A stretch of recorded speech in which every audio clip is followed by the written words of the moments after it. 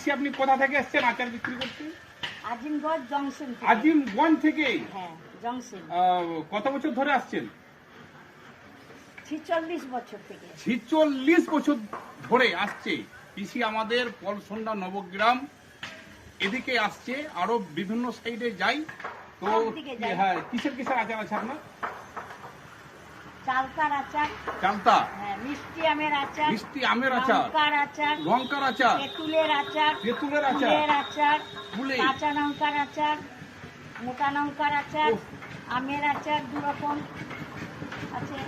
আমি পাঁচ শুনেছি মিশালি আছে, পিসির আচার হেভি টেস্টিং, বিভিন্ন রকমের আচার। হেভি টেস্টিং পিসির আচার।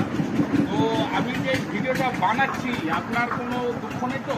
না, দুঃখ নাই, আমার খুশি, কেউ তো এতদিন বানাইনি।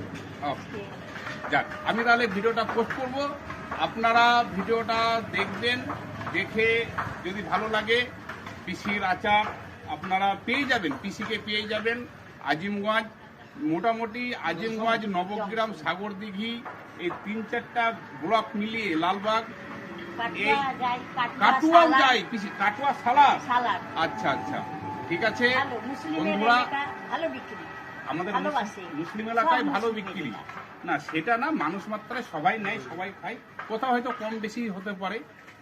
তো ঠিক আছে, খুব ভালো লাগলো। আমি নিয়েছি, আচ্ছা এটা চালতার আচার তো? চালতার আচার। আমি নিয়েছি চালতার আচার, আজকে টেস্ট করব রাত্রিরে।